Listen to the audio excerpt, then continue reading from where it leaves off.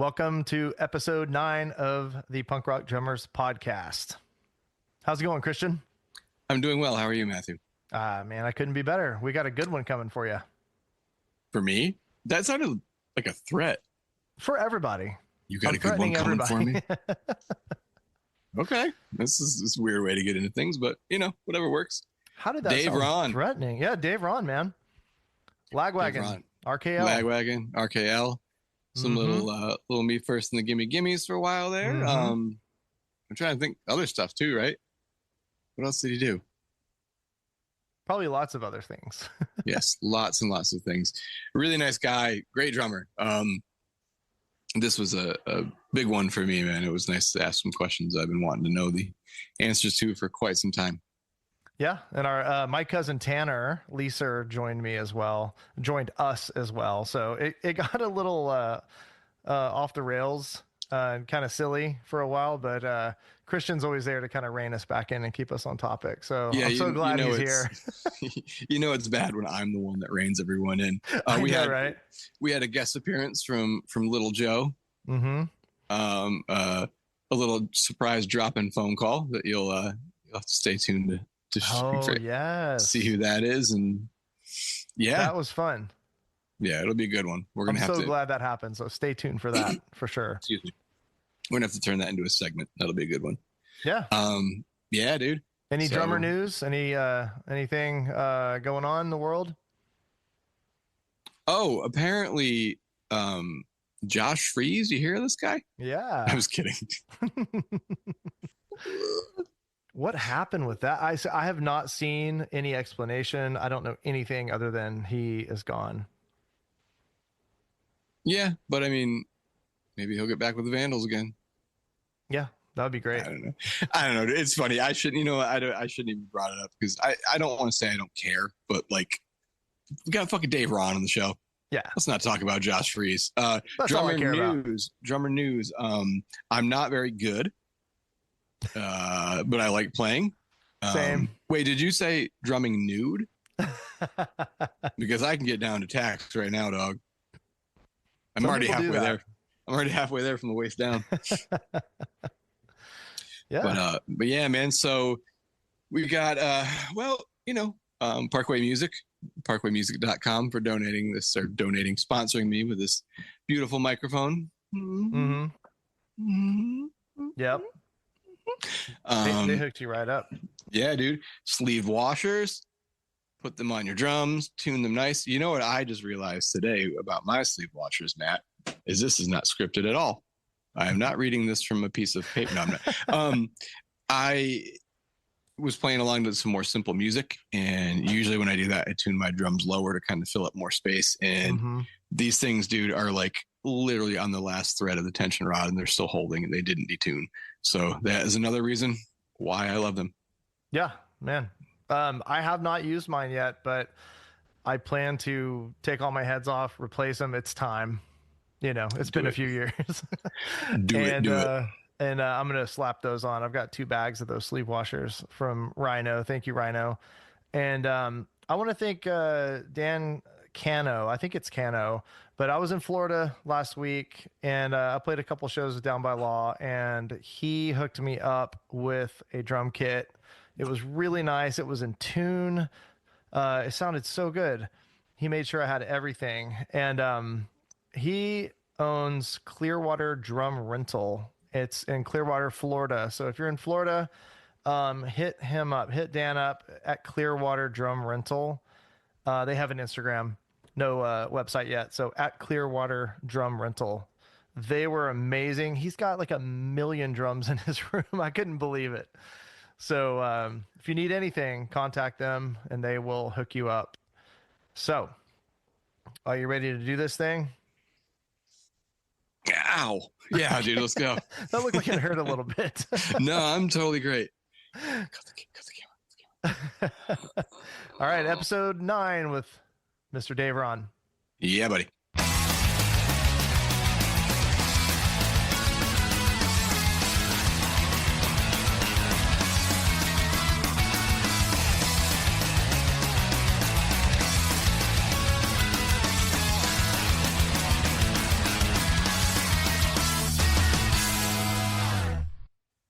Hey, Dave.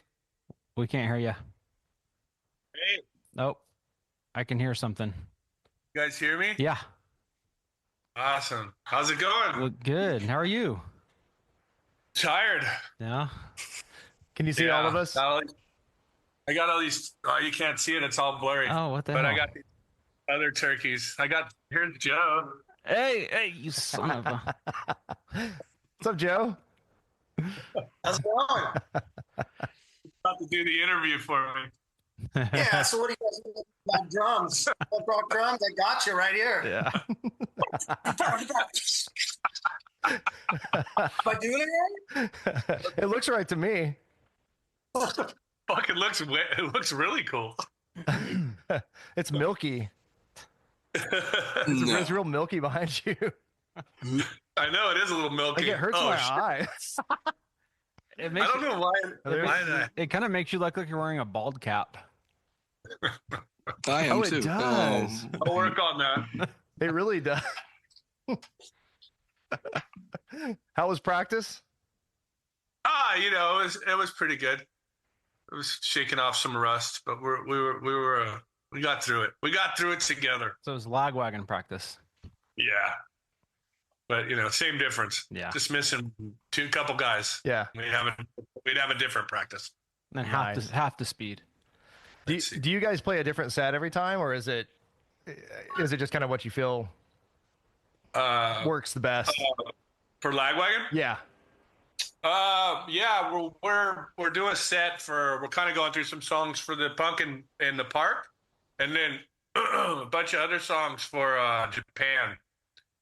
So we're kind of getting we're kind of squeezing the most out of this practice since we go to Japan on the 11th, I think. Cool. Yeah, I hear So- Japan's pretty rad.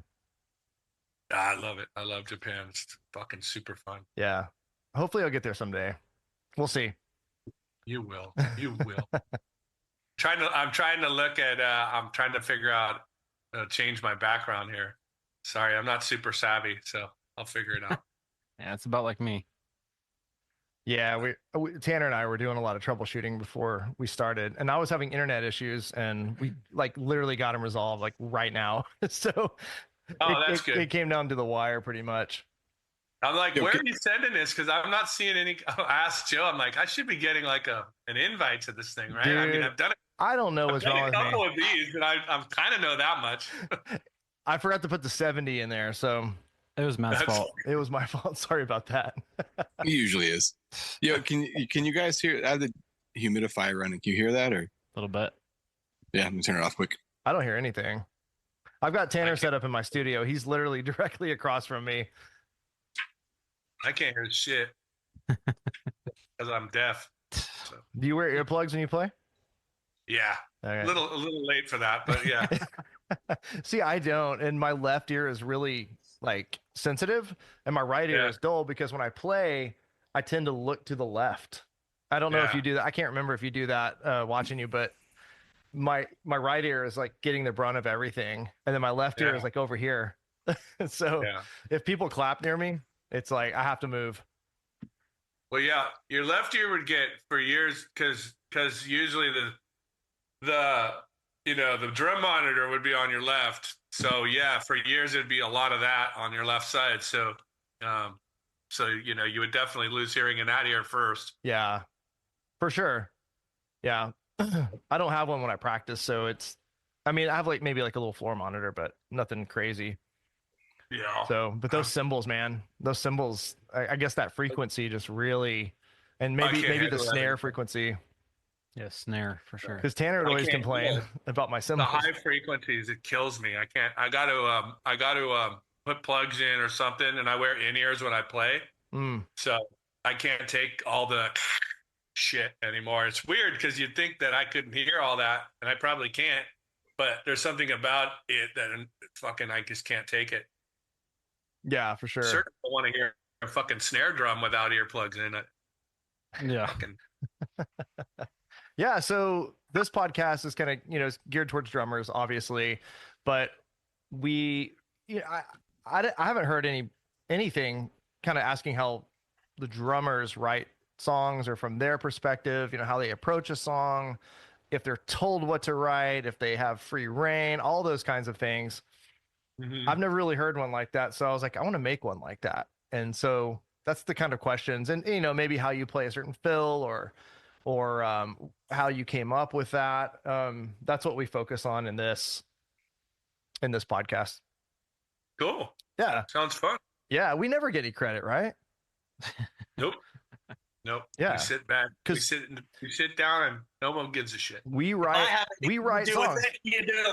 If I have anything to do with it, you don't. Get out of here. I know, right?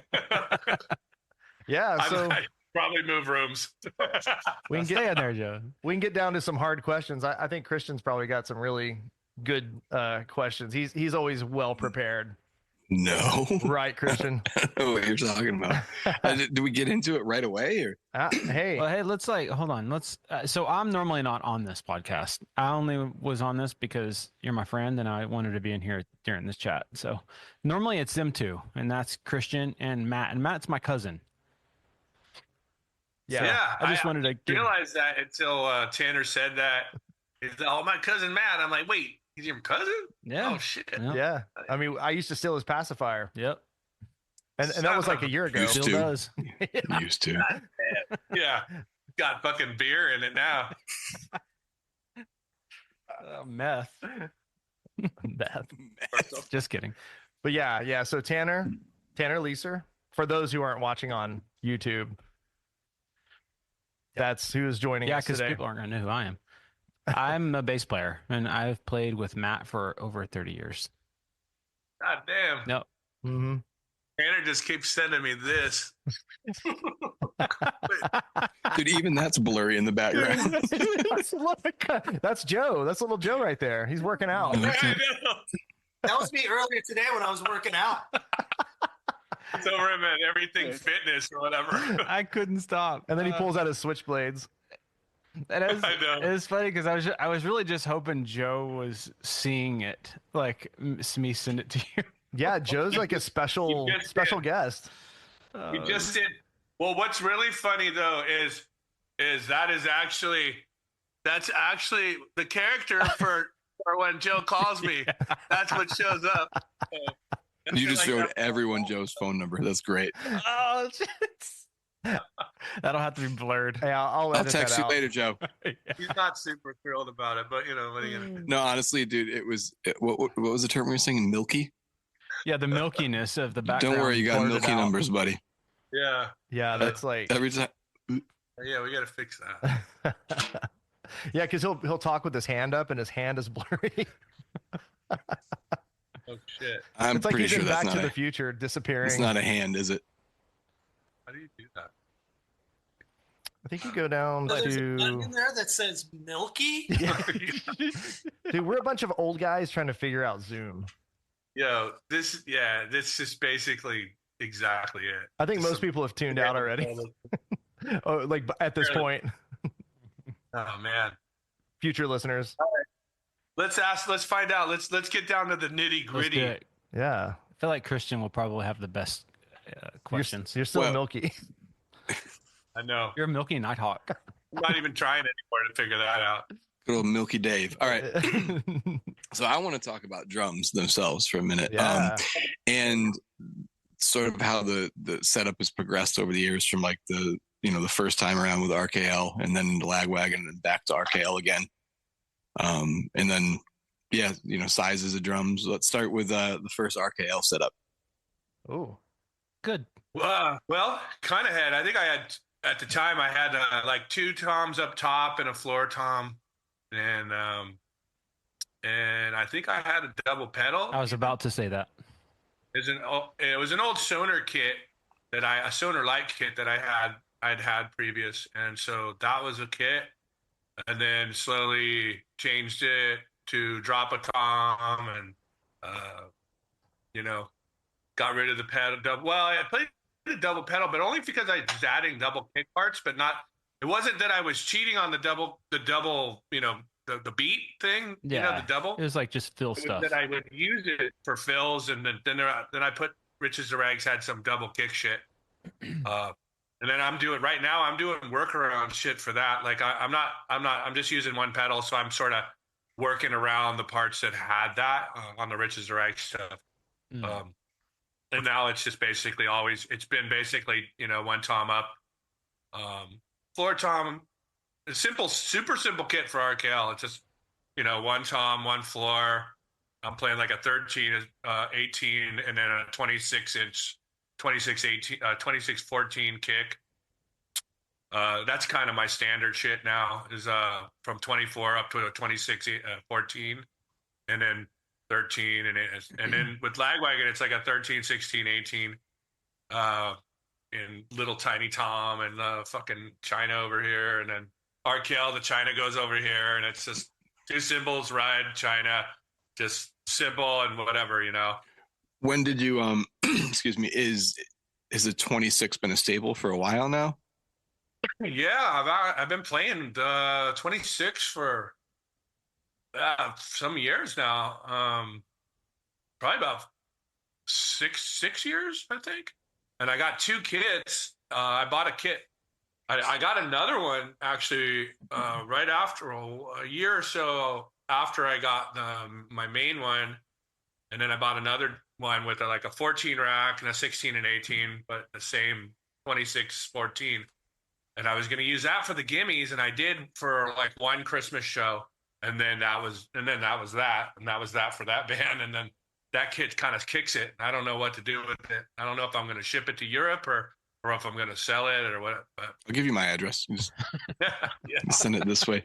it's it's fucking rad. It's a collector series. It was my other kit is a jazz series, and that one was supposed to be a jazz series, but they fucked up. And it's a collector's, but it sounds great. It's awesome. And I did this whole staggering, like I used satin and nickel hardware. I did this whole fucking ridiculousness where I got nickel and satin hardware every other, and the fucking legs, and I did just a bunch of stupid shit. I don't really know why. And like now I'm like, why the fuck did I do all that? And I just like I want to either get rid of this kit and get another kit. And just start over, get rid of that bad juju. That was what was nuts about like back when a lot of us started playing. I remember my first kit was a 70s or 60s citrus mod, and I remember just being like, fuck this thing. And just you saying that you started out on a sonar, like, dude, that thing's got to be worth a shit ton of money now. Like, it's weird how we sort of discounted all that stuff at the time, but now, poof. Yeah, it was a great kit. I mean, I bought that thing from Gelb Music in Redwood City in 1989 or 90, 89 maybe even 88. I don't even remember, and I had it for stuff I was doing, and then I had it when I got into the RKL band. Funny thing is, I traded it to a guy to finish my floors in my flat in San Francisco. My buddy Even he was starting to play drums, and I go, hey man, will you come and do this for me? And what do you want you charge me? He goes, trade me that Stoner drum set. And I'm like, okay, and I'm like, here, you have that kit if you sand and finish and fucking do the whole floor for me. And that's where that went. I don't know, and so I kind of wish I knew where it was again, because that kit sounded fucking kill. It was like some bird's eye maple shit and fucking super heavy duty Stoner hardware. And yeah, did you play that on Riches to Rags? Probably, actually, probably. Interesting. Yeah, I probably did, because shit, I played that fucking kit right up until I was in Lagwagon, and then I got on Pork Pie. Byron, we did a first Warped Tour, and then I met Byron from Pennywise, and he's like, oh, we're doing this thing, and I'm with this company, and I want to get you on there. And I'm like, oh, okay, cool. And then I went down there and met Bill Dietemore, and went there and got a Pork Pie kit. And then, so after that kit was sort of kicking around, and then my buddy wanted me to trade for it. That's what it was, because I had a kit, the Pork Pie. What era was the mismatched Tom Pork Pie? Yeah, the one, it was like a red rack and then the rest of the kit was black. Yeah, that weird jelly beanie kind of thing. That was literally, actually, I know exactly when that was, because when I was filling in for Good Riddance, I got that kit in 2000, and I used it for the very first time. I got brand new cases, and I was doing the Warped Tour, and it's when I met Rhino. Oh, well, I didn't meet Rhino then. I had known him from his old. We played shows with his old band, Latchkey Kids. Latchkey Kids, but we kind of renewed on the Warped Tour, and I was doing gigs, and so I had my cases, and they were getting hauled around in the truck for Warped Tour, and they would come out and be wherever, and I was, I wouldn't even know what stage I was on, and we would get like really early slots with Good Riddance. It was fucking sucked. It was kind of mean of Lyman, but and then Rhino would he would pull my drums out of the cases and he would fucking set them up and tune them for me, and I would show up. I was partying a little bit, and so I would show up right before I fucking had to play it, and I didn't even know what stage I was on. And Rhino was such a bro. I'd have been, my ship would have been sunk if he wasn't helping me out like that. Because I would show up and I'd be fucking hungover, and I'd be like, "Where the fuck am I?" And then my kit would be all ready, and I'd be like, "Oh, you're a fucking savior." Well, he was telling us he used to at Warped Tour, he would like sneak around and like phantom tune people's kits behind the scene. Like he'd go into their tent and tune their drums for them. Oh, he was on everyone's shit. Yeah. He was tuning up everyone's. He was backstage like having his way with everyone's drum set. Dude, he came to mine and Tanner's show, our band 41 Gorgeous Blocks in Houston, and he tuned my drums. He just took them and started tuning them. I was like, all right. I don't think he can help himself. He can't. He tuned my bass. Does it? And God love him for that. He's amazing. We interviewed him. So thankful for Rhino. He is amazing. Yeah. No, he's the best stories. Yeah. No, some of them were about you. They were not good. I wouldn't watch the interview. All right, so I got to nerd a little bit further back here. What was the first, like, what was your, I know it's such a fucking generic question, but do you remember the first kit that you got that you learned on? Oh, and like around how old were you when you started? I never got I didn't get a kit all at once. So I when I started, like, I got a snare drum. My parents bought me like a Ludwig snare drum, and I was in band, and then I had to save up my paper route money and buy like a kick pedal.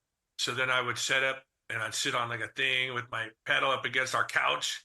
And then Christmas, I got a hi-hat. Like I got everything at different times. I never had it. And then Joe and I started literally playing together. He'd steal his brother's guitar and amp on a skateboard. We'd roll. It would come from his house a couple blocks away. And I'd have like my Ludwig kick drum that I bought for $125 from Gelb Music with my money I saved up. And then I had, so I had something for my kick pedal, and then I had like one cymbal and a hi-hat and a snare. And I had a Lincoln Log tube that I taped up to my cymbal stand or something so I could hit the bottom of the tin bottom of it. And me and Joe would make songs. That's how far back that goes. Like we were just taking we would come up with these like tasty little riffs, and we would just vamp the shit out of those things, at my parents' house. And it was awesome. We got caught by his brother red-handed too. We came around the corner and his brother was coming up in his truck, and we were just like, oh fuck, we were so fucking busted. But it was awesome. That's funny. Me and Matt used to, before we had instruments, Matt would have two glue sticks and play on his leg, and I'd play a keyboard or something. Fuck yeah. But then Matt ate the glue sticks, and here we are. I know. I did too. I'd play on my leg, and before I got a drum kit. And so when I got a drum kit, I kind of knew what to do already. I played on my leg still. Your leg was like leather. I tapped on everything, and I never even wanted to play drums. I wanted to play guitar. I loved Ace Frehley and all that shit. I used to have tennis rackets with shoelaces, and I was just fucking air guitaring all the time. I just happened to go into middle school, and a guy that was older, he was in a band, and I had already tried playing viola, and that didn't work out at all. And then I just wanted to be hanging out with someone, so I went in and I just started playing drums, and it just sort of, it's weird because it was like made most sense. I'd already tapped. I had a little drum when I was a little kid, and I tapped on everything. So I rocked myself to sleep all the time, and it just like, so it seemed like that was obviously more natural because these fucking fat fingers just don't like playing fucking on a guitar. Yeah, Well, I think it me shows too. too, like the sort of I don't know if commitment's the right word to the instrument, but I think the fact that you just had that one drum, and then instead of getting bored with it and just moving on to another thing, like you were in it enough. Like I feel like even though you wanted to play guitar, it seems like drums grabbed you pretty quickly, and enough to piece that stuff together over what, like a year or two. Yeah, I mean, once I started playing, and because all my lessons, were basically based around snares. You were doing this whatever it was, your rudiment shit, and books like syncopation and just all that one drum shit, because that's what we were doing in band for all the different recitals. So a snare drum came first, and then I slowly just, my parents weren't like gonna buy me a whole drum set. I had to work for it. They would get me stuff, but I also had to have my paper out, and I had to save money and be a part of that, which was great. So super excited. So when I had like enough to actually play a fucking beat, I was stoked. Actually, before I ever went into middle school, the summer before, there was a neighbor called, his name is Aaron Yamaguchi, and he had a fucking CB700. He taught me my first 4/4 beat in his living room. And then he told me, he goes, go home and listen to the radio or listen to whatever. And he goes, basically, if you can play that beat, you can play most things that most popular music, that you'll be able to like figure it out. It's a variation of that in one way or another. And he's Yeah. totally fucking right. And it was just like 4 on the floor, just doing stats. And then I got into AC/DC. I was into Kiss, but I got into AC/DC, and that was fucking it. Phil Rudd all day long. What a Who was monster. a Sonar player. Yeah, Yeah, So- weirdly. But it wasn't him at the time. It was about, funny enough, another Bay Area band's Journey, but Steve Smith, because at the time he's a Sonar player, and he was playing Sonar Light. And I saw this kit, and I was like, oh shit, it was gunmetal gray. It was fucking sick. And I was like, and I saved up my money, and that was my first kit I bought, because I had been working construction, and I bought that kit straight away. And I was just all, fuck yeah. It had a 10-inch, a 12-inch, a 13, and then like a 20, 22.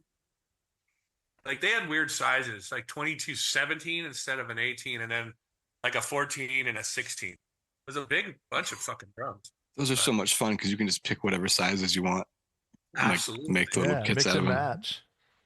It was my first full kit too. It's like because everything before that was a hodgepodge. Eventually I had a double kick with like concert toms and Tama fucking Imperial Stars, and then more Ludwig concert toms. I mean, my kit looked was like my Neil Peart type of setup with a ton of cymbals and shit like that.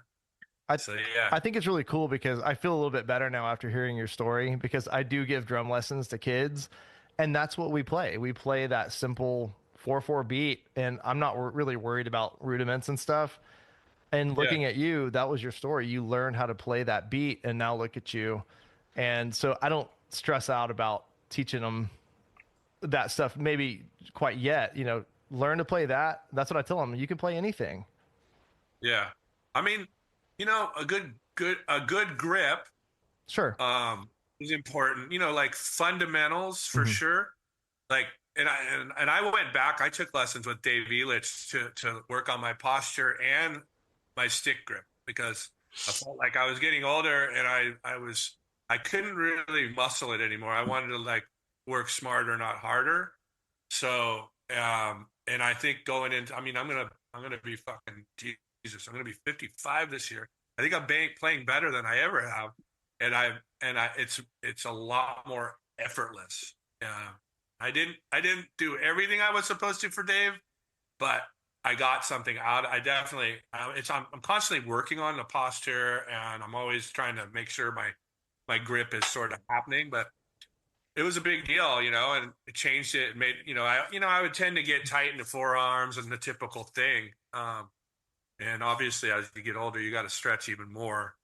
But it's like I barely hold this. I barely hold the fucking sticks, and they tend to fly. It's because I'm barely holding them. I mean, I want them to be able to. I want to be able to do shit on the fly. Yeah, I've been trying to hold mine and keep this Yeah, the space fulcrum. right there, which is you That's the fly thing. doing it too. Yeah, you got to keep. We can't see your blurry little fucking penguin hand You there, got to buddy. keep it open and loose right here. This is where you don't want to tighten up. Yeah, I literally hold a stick with this like this, and it just bounces Yeah, like in my hand. Is that what you're talking about? basically, yeah. Yeah. I mean, you don't want to be tight. Yeah, yeah, that's helped me so much. Because I used to grip it tight too, and I'd get really bad cramps. And then I learned how to hold it like that, and it kind of Yeah. resolved all that. Because I'm sure you saw me looking around on the floor there. Oh, sorry. Go ahead. I mean, you can go from wrist to fingers. You can go back and forth without it being an issue. Because it's just. I mean, you don't want to do anything that kind of tightens you up like that. It certainly restricts you. So. Yeah, and Yeah, I kind of been placing everything at like making sure that my rack tom is at a spot where I don't have to that's the killer is lifting your shoulders to hit stuff. I've actually been playing if I have longer sessions I play with this, so it's a shoulder brace, but I don't put it on tight enough to pull my shoulders back, but it's enough to when I start slouching my posture, it's like my reminder. But yeah, you're right, dude. I mean the posture and setting things up ergonomically, you're right. It's tough over time to muscle through things. And I think we all have like this aesthetic in mind of our kit. And I finally got mine set up to where it's comfortable. And I looked at it from the front. I'm like, that's so fucking gross, but it works, Yeah. I mean, after a while you go, well, I want to have it set up where it makes sense, not just because it looks cool. But, although I did jump to a 26 because it makes me look smaller. Well, that was what I was going to ask, dude. Is I always thought John Bonham, who's my ultimate probably. So, it was always so hard to tell if you're sitting super low or if you're just. I'm like, if that's a 22 or a 24, you're on the ground. It's like Indian style. Like, there's a lot of great players that play low, but you're not.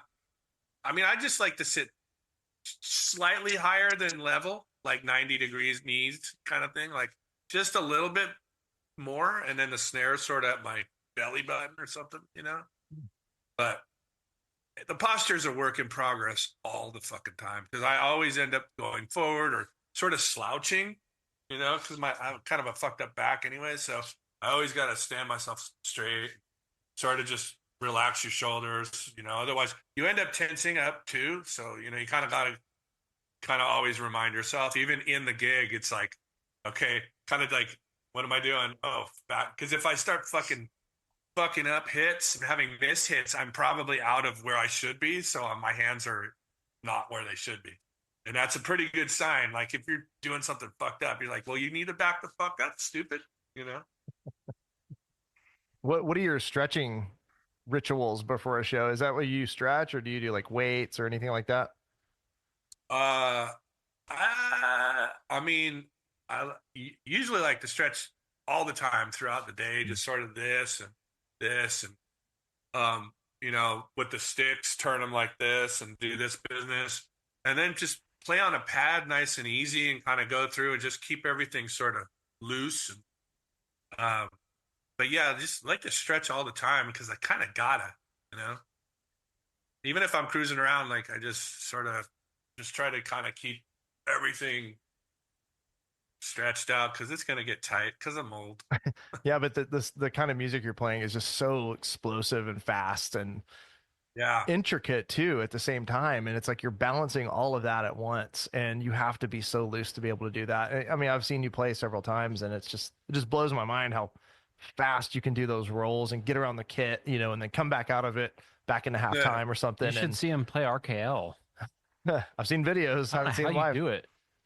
Well, that's the one I was like starting to question that decision. Man, I'm like, wait a second. I was like 22, 23 when I played this. I was feeling bad for you, but hey, man, don't feel bad. I made that decision.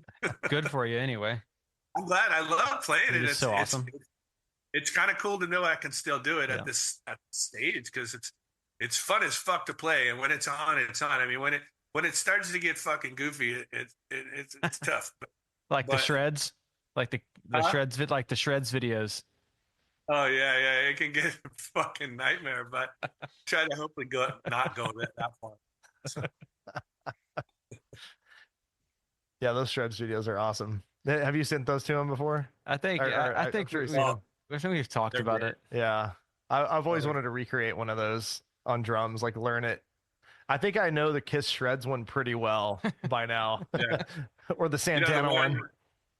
the ones that are funny are the Lars Ulrich ones. Oh yeah. They put Lars in all the different songs, and then he's just doing all that crazy Lars shit. Yeah, everyone Shit that clowns doesn't on make him. it's fucking That's Oh, fun. I've already held back like 4 Lars comments. I'm trying to be a nicer person. It's fucking hard.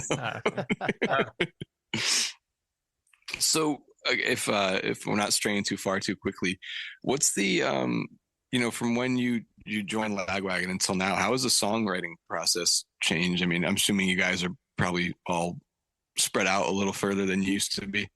yeah. Well, I mean, Joey, comes up. He writes a lot of stuff. Joe writes a lot of stuff. Chris writes stuff.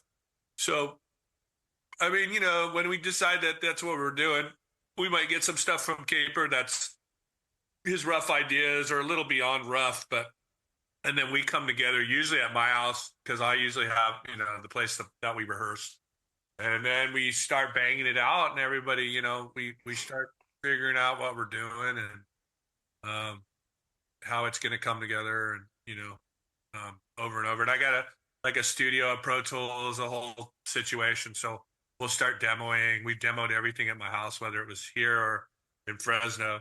So yeah, we just start banging them out, demoing, changing, just fucking just grinding on Has those it been things. that way right from the beginning, pretty much? That Joey kind of comes up. Has it been that way Yeah, right from the start? Yeah. it's always been like that. I mean, you know, well, in the beginning it was basically Caper, Sean Dewey, and Derek, and then yeah, so now it's basically Caper, Little Joe, and Chris Rest. So Nice. that's how that goes down. Is that coming up with new songs, or is that just practicing older songs? Well,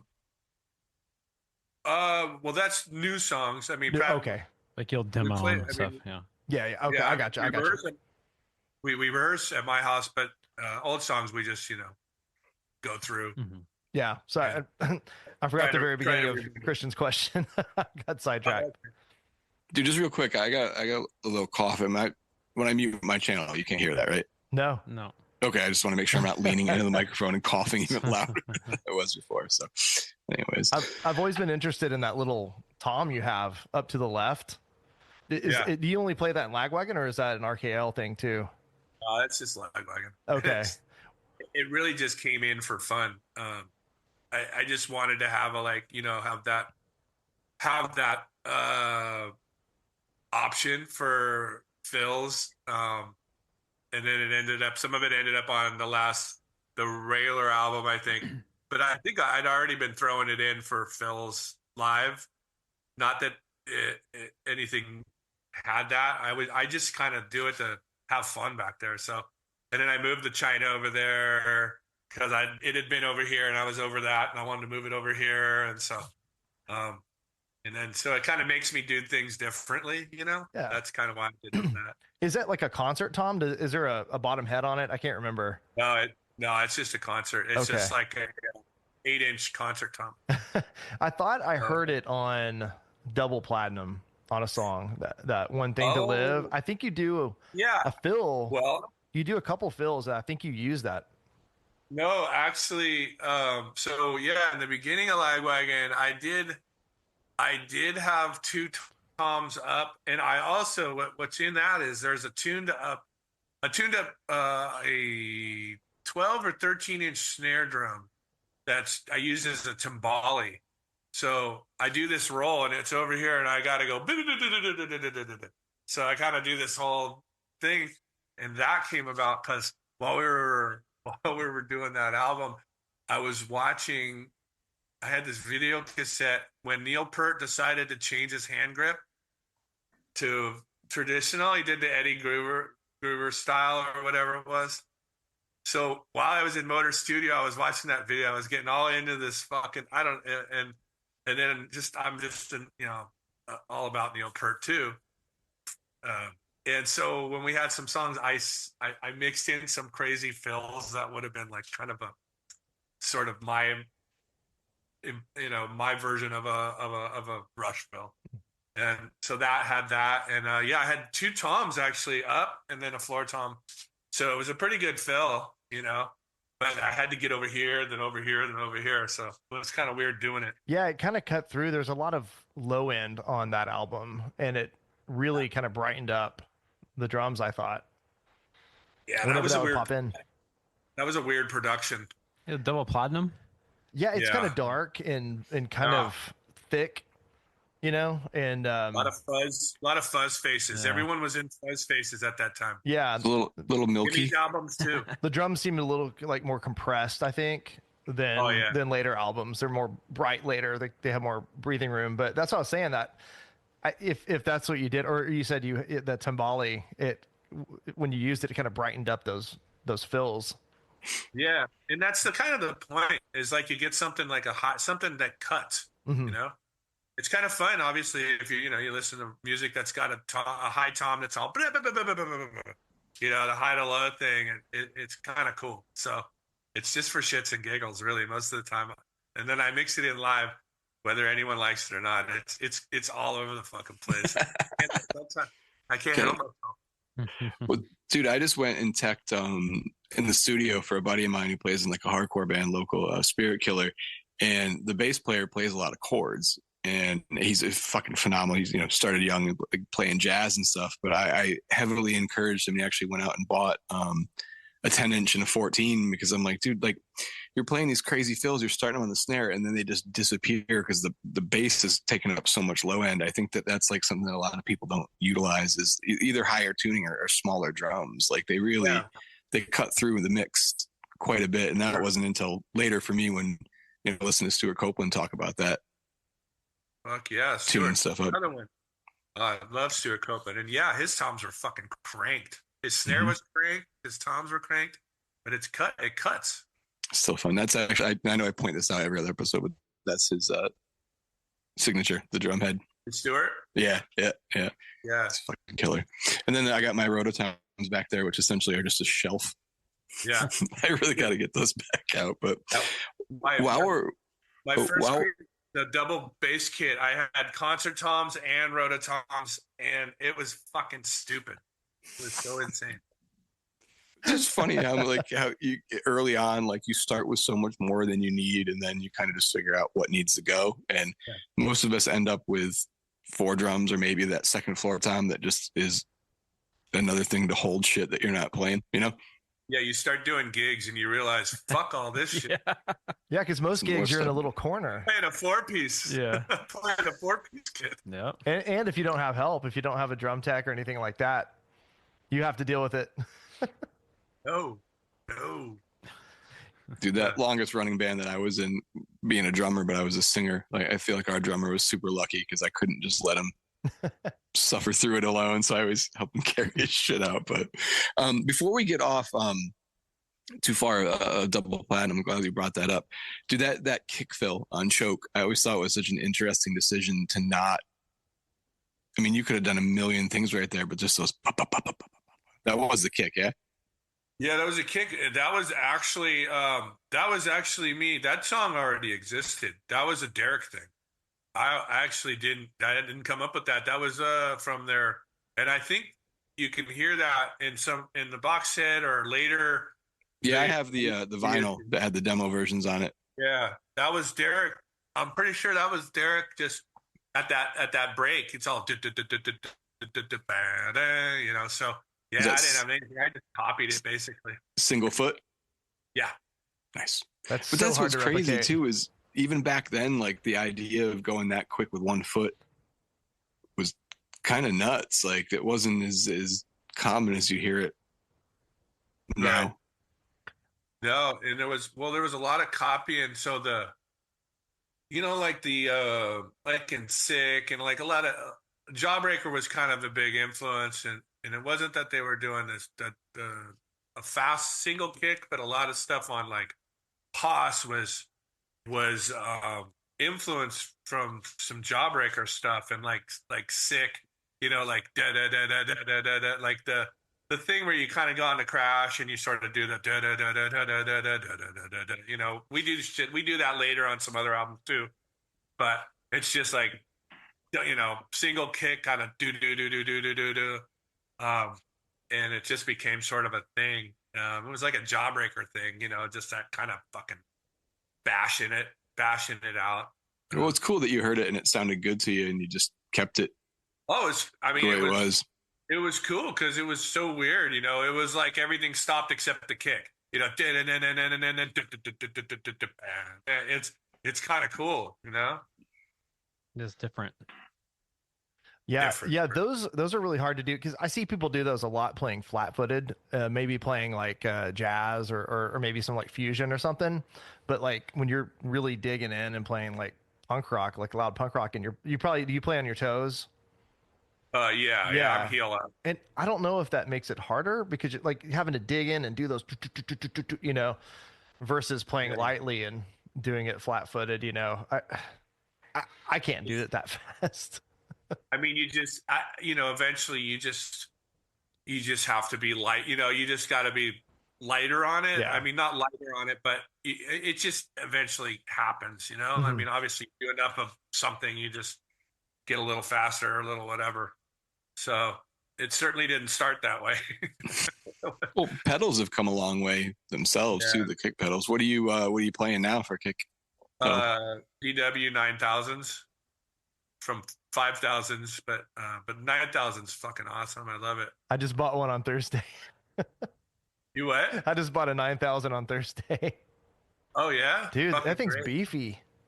Oh, I love it. It feels so good. It Since does. the day I first played one, I just thought it felt great. Yeah. I was like, Tanner, check this out. Fuck yeah. Dude. I'm a bit of I'm a Tama girl. Sorry. Oh yeah.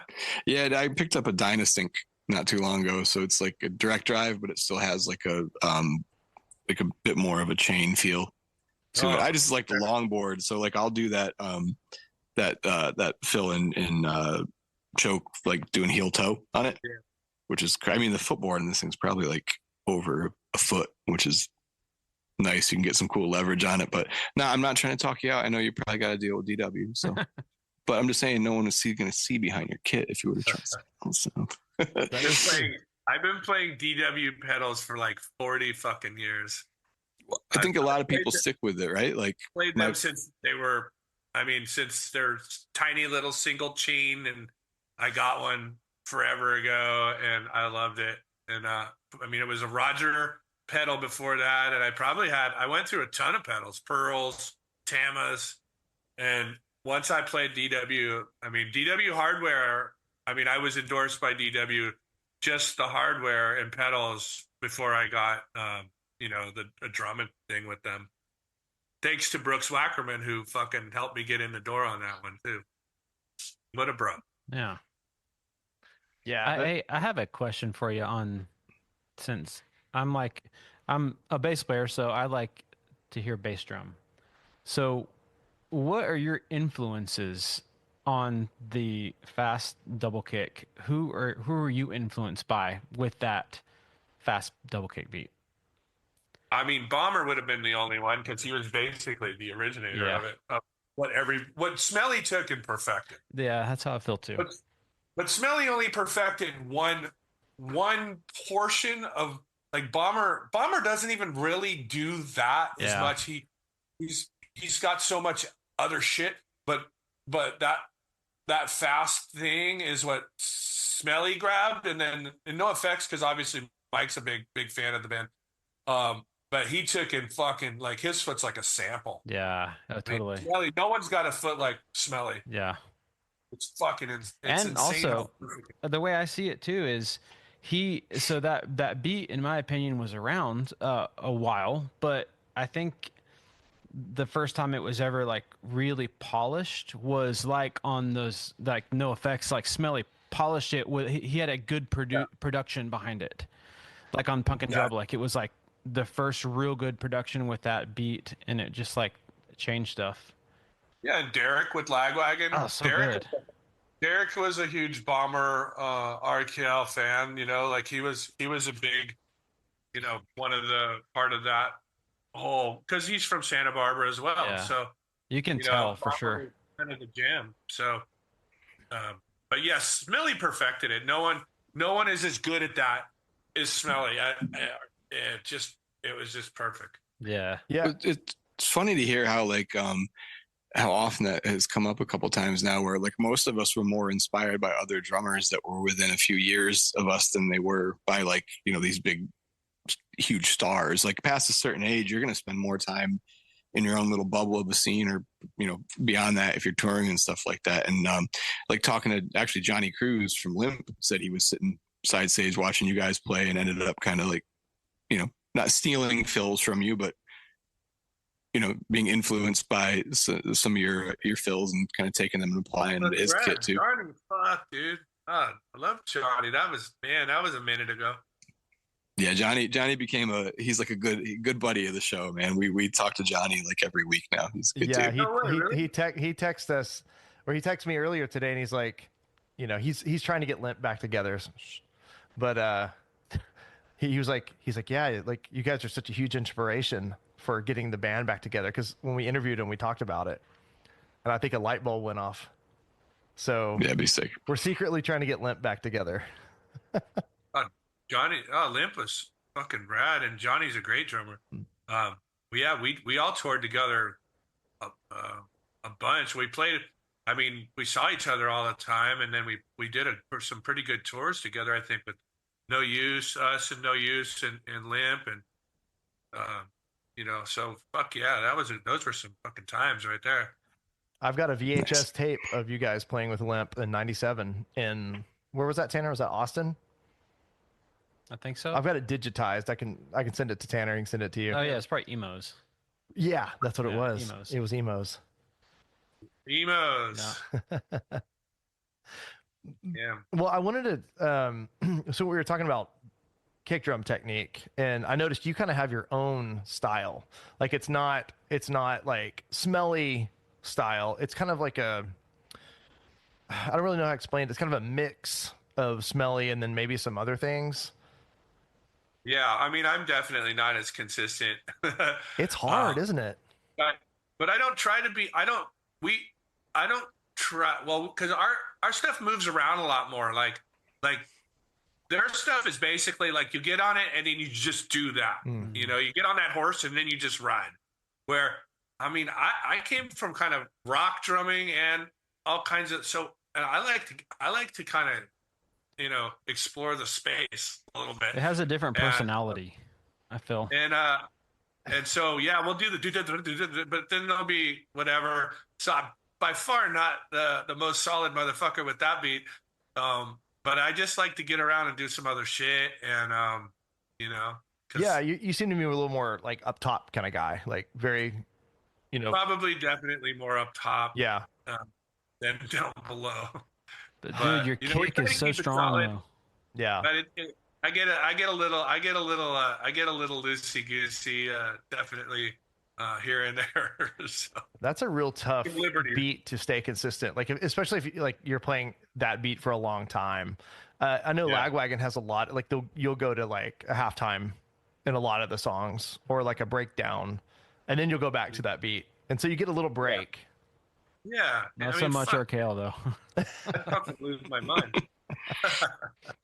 Yeah, I mean the RKL shit is just like fucking dude all over the place. Like the fills, it's just fucking. It's like holy shit. Yep.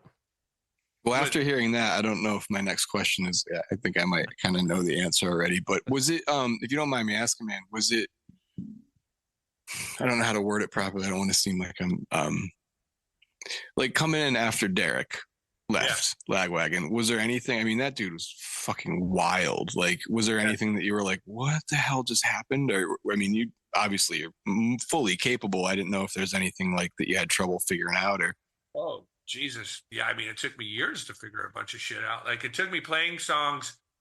I did, well, so we all knew it. We were all friends. Like, RKL and Lagwagon, we played shows together. So we were all friends. And so, yeah, I was more than familiar with Derek Steele. And when I got in there, I was like, you know, learning Haas, learning a bunch of shit and some dust stuff and some trash. And yeah, there was stuff that I was just like, you know, well, I'm not exactly sure how he fucking does this, but I'm gonna do it. And most of it, I'm actually not trying to be verbatim by any, because you're never gonna be Derek. He was a fucking alien, you know. He did his thing, and it's just I don't play like him. I don't have that style. I have to make it work in the way that I make it work, you know, with obviously playing the parts, but playing them the way I would play them, you know? So, because there's just some shit that's just not something I would, whoa. Hey, Hey, there you are. Oh, hey, Dave. So it's just not going to be verbatim. I mean, you know, mostly the songs are, you know, the songs, but there are definitely Derek-isms that are his all alone. So It's it like was crazy. There's not a lot of footage of him oh, there's totally not. Yeah. playing either, Yeah. which sucks. But yeah, yeah, I just didn't know if, I mean, I'm assuming this many years later, it's not really like I don't know. I think I you was did a hesitant great to job ask, though. Like you did a really great job taking that. And Oh, absolutely. because it's funny because, you know, I'll listen back to the albums and I'm like, yeah, that's what Derek did. And then when I see you play live or, you know, one of those older Lagwagon songs, it's like it's normal to me It's because just a I've different heard style. it. Yeah, like I've heard it your way so many times that it's not weird. Like it's not weird at all. It still sounds good. Hopefully at this point it's mostly like that. Sometimes I haven't even listened to the original versions of even shit I made, and I because I've just expanded. I mean, you know, everything is evolved. Like you play songs so many fucking times. That's why I just do shit sometimes. It's like I couldn't even fucking tell you what I played on an album for. Like I couldn't even play a playthrough because I'm like, fuck, I don't even play the song like that. Like I play the song because it's just evolved to a point because I've just gotten bored or I want to make it or I've seen other opportunities within that song. Like, oh, I could do this and I could do that without totally fucking the song all up, but I could have more fun and keep the song the way it needs to be, but have a little bit more fun back there. So, because then sometimes I go, fuck it. I listen to the original version of either something Derek did or what I did, and I'm like, Jesus, I fucking come a long way from what I actually recorded, or I mean, it's still within that framework. It's not terribly far, but you know, there's sometimes where I'm like, oh, you know, or I'll hear something, and I'll start playing it how the original version was, or I'll hear a demo version, and I'll bring a demo part, a fill from a demo in. Because I'm like, oh, I never put that in the song, but I'm going to bring it into because I thought it was cool and I forgot all about it. You're kind of like a hybrid of each. Try to just do what you know. Yeah, I mean, anybody that's ever replaced someone is always going to they're going to have to just try to kind of embrace what was and then what your style is. Like, kind of like Jamie in Bad Religion. I literally call him. I go, what is it? I named him the hybrid. I go, dude, you're solid Bad Religion, but you come and you can do all the metal, like all the weird Brooks shit that Brooks did, which is Brad, and he's a fucking beast, you know. He's such a great drummer, and everything he does just seems fucking perfect. He's like the perfect mashup for what they need. So yeah, for sure. It's got to be very like. I feel like if I was in your shoes, I would be like. Me personally, I'd be very insecure because you're trying to, you know, fill shoes of someone like Derek. And even though you're exceptionally great, it's like I still feel like there would be like a kind of a weirdness there. Like an expectation that people would want you to do the same things. Still to this very day. I mean, Yeah. like I played in the band for fucking over 30 years. Imagine that. And then, but I mean, I get it. I mean, Derek's a fucking, he's special. He's a special, it's like Bomber is special. Like he was a fucking genius. And so is Derek, he did shit that, I mean, he wrote great songs and he also had a unique style to play. So, you know, it's just the way it is. That's like, I mean, I'm in two bands that had fucking legendary sort of Dude, drummer, totally. and I'm fucked. It's like Well, you're a doing great legend. You're a job. legend, But, though. I mean, that's the thing, though. you're not gonna win with a lot of people, and I understand it because they're just like that is, that person is like the guy, and I get it, but I got the gig, and sadly, we don't have those people anymore. I wish they were. I mean, I would wish they were both fucking still around. They were both my friends. So, but here we are. So Was it ever awkward with you and Derek? No, actually, Derek was always super cool. In fact, and he came over to my flat in SF, and we hung out, and I literally sat there. We drank beers, and I go, "Hey, man," I go, "What's the story with Rifle? Like, deal with that." Yeah, And where it's does a that come from? Funny story, because a lot of people have no idea. I read people saying, "Oh, this and that." They don't fucking have a clue where that song came from.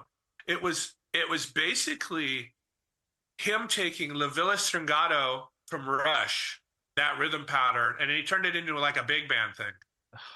And it's funny because when I was a kid, I used to play the Hemispheres album, and that like dun dun dun dun dun, dun, if you've heard that song, how it starts on the hi hat, Yeah. set, and it slowly kind of gets bigger until the song comes in. And I was sitting, I go, get the fuck out of here. I go, and I told him that story. I go, dude, that totally makes sense. That's exactly what that is. Like, do. Yeah. Like, that's the fucking Rush song, you Yeah. dick. I'm like, that's the Rush.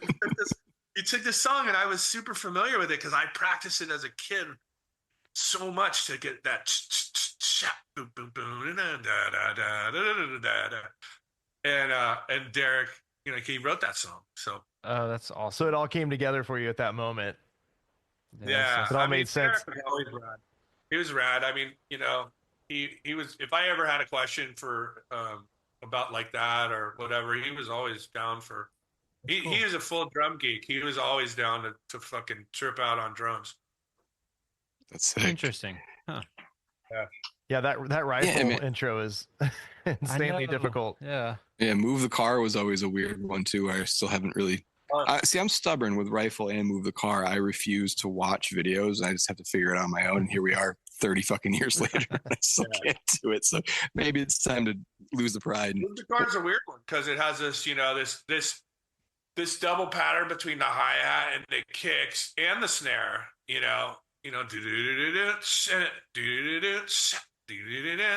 then ask little Joe about that song. That's his favorite song to play. Is he still right there with you?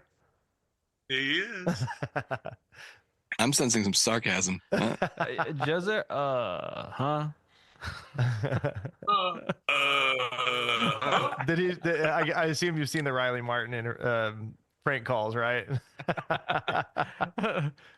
Christian, I'll have to send that to you if I haven't already. Oh, speak of the devil, Johnny Cruz just texted me right now. Should I call him? What's up, Johnny Cruz? Let's see. Did he text me? I'll call him and hold him up to the phone. Yeah. Dude, I love Johnny. I love Johnny too. He didn't text me. He says, I love him. I told him we were talking to you. Oh. Not you, Matt. Dave. Yeah, I know. Where's Johnny Cruz living at? Oh, jeez. Where was he? I don't remember. Yeah. It's. Where? I don't remember, honestly. I think he's in California. Is he? God damn. I'm not sure. Dude, Should I call him? Oh, you guys See are if we in can get him. California. We need to know the answer. Will it work? I don't know. You can try. Should I try it? I don't want to. I don't want to steal. It's funny. You can't hear this, right? Yep. Isn't that weird? What do you? I'm tapping my desk here with the drumstick. You cannot hear that in the mic. Really? Those mics are. Is that the SM7 or something? SM7B. I like the. Is that a green R20? No, Chris. Me? Yeah. This is a. Yeah, it is. Yep. Good. It's green. Good one. No, it's gray. I just have horrible does look fucking green. lighting. I wish it was. Those are great. I Straight love from those. Vietnam. What is that? A Yeah. hand grenade? Big Muff made it. So. Oh, I'm sure there are people that would wish I had a fucking hand grenade in my mouth. But... Yeah, you got to call Johnny. You want me to call him? Let's see if it'll work. you We'll want see if to. it'll pick up. Yeah. Hey, Dave, I'll be there next weekend. Oh shit! Really? I was gonna Did you hear it? I was gonna try and get you to give me a haircut, but What up? Yo, can everyone hear this? You're Johnny Cruz. I can hear. Can you hear Dave talking to you? Not yet. Oh, you know what, dude? I'm gonna have to. yeah, headphones on. Oh, Yeah. it's not coming I'll through have your to hold on. speakers. I'm gonna unplug from this for a second here. Give me 1 We'll second. say hi to Johnny real quick. Johnny Cruz. All right, try it now. Dave, What up, Johnny Cruz? what's happening, bro? Fuck, dude, long time. So what are you guys doing? You're on your interview right now? Yeah, we're talking about stuff. You're a beast, bro. When I got to see you every You're a beast. I just couldn't believe how cool you were and how amazing you were. And I mean, I don't know, bro. I took so much from you. Oh, dude, yeah, it was a fucking pleasure. We had such good times on those tours. Damn, dude. I know. And the last time I saw you was at the Pumpkin Drumlet thing, and you still remembered me, man. And I don't know, it was just cool, bro. Dude, of course, you were fucking. We had some great times. Us and No Use and Limp and fucking all the shows we did back in those days. Oh my god. I know, man, but somebody like you, bro, that's just done so much, and just for you to just be like the coolest guy, it always tripped me out. Oh, dude, you're so that's so nice. Fucking I mean, I had such great times with you guys. I mean, we were fucking homies. Miss you guys. Dougie, So Dave was asking Johnny where you're at right now, like living. Prescott, Arizona. That's it. shit. That's right. Prescott. But I go back and forth to Redondo Beach. I'm kind of like half and half. I have my son lives here in Prescott, and so I kind of try to make a little bit of a way for myself here. And then my lady of 10 years, she's in Redondo, so I got a long distance relationship, but I go back and forth. Damn. Yeah, Kent said he was trying to get some shit going on here in Prescott, but nothing ever happened. This is like a little music town, and it's got all these venues. It's got all this kind of network set up. It would be killer. I was even trying, I don't know, I was even thinking about maybe asking somebody to come here and doing like a little show, but I don't know. I couldn't guarantee that it would be awesome. Fuck, dude. I just, Next time I'm through there, we should fucking hang out. first, if you can, give Christian your number for me, just so I have it. I won't bug you too much. Yeah. These guys fucking pass it along. You guys have it, right? Yeah, but absolutely. Give it to Johnny Cruz. Yeah. Throw it down, man, and I'll get in touch with you because I just love to see you, man. Next time you're even close, I'll come and check you guys out. Hell yeah, man. That'd be awesome. Fuck yeah. Okay. Yeah, I'm trying to get Lip back together. What's going on? It's just, sorry. Is Lip getting back together? I've seen Surge a few times. Yeah, he's still knocking around. He's probably the one knocking around the most. Yeah. He's in Tahoe, and him and Rory are in a band. They're broing down. Oh, no way. Really? Yeah, Fuck. they're like best friends. They're like best friends now. Holy shit. Where are you living? Are you doing SF? I am in I'm in Salinas. like Monterey, Carmel area? I always wanted to live in Monterey. That's awesome. Yeah, slide through. I was out in Fresno for like 17 years. So Really? yeah, brutal. It's crazy. I didn't know that. Yeah, Dude, I'm so happy. I'm so happy you answered the phone, Johnny. hell yeah. I'm never gonna not answer from you, man. That's I great. can tell you, unless I'm holding a baby in a fire or something. Well, I'm in a fire with a baby. I feel like you're kind of already fucked. You might as well just drop the baby at that point. Yeah, Johnny's working on getting Limp back together. So Fuck yeah. I want to see him get back together. And then Said I want to see you guys get back together. Yeah, me too, man. It'll be so fun. Yeah, for sure. So fun. Do it. Do it. Get another Spinal Tap, bro. We should do this every time. yeah, we'll just call Johnny every time. Yeah. We're going to call Johnny now. That should be a thing. Dude, you have a TV around you. What the hell's that? I don't know. I found the thing. Well, it's funny because it still didn't clear the background up. If you could only see Dave. Still all It's it's still all 9,000. built. That's a cockatiel on his shoulder. For anyone watching YouTube, this is hilarious. Oh my god! Everyone else I just knows. looked up and the TV was around him. All right. Dude, that's awesome. This is real time shit. Yeah. You have a pearl necklace. I was back on that stage, just sitting on the stage and watching Dave fucking pound. Oh, shut it. I've never seen a I was stage watching you fucking starts playing. watching you rock it too. There it is. Look at I did it. Oh shit! Dave unblurred his background. There we go. Yeah. Christmas lights. Oh, yeah. We did, man. That was a drummer tour, bro. That was a fucking drummer tour. Dude, it was. I was fucking. Oh my god, Rory. Rory. Once the Raun train starts going, you can't get it off the tracks, bro. That's right. And if Dave's rocking, don't bother knocking. Yeah, buddy. Straight up. Oh, shit. Well, dude, Johnny, thanks so much for answering, man. We'll definitely. I'll get you your information, Dave, and you guys can link up soon.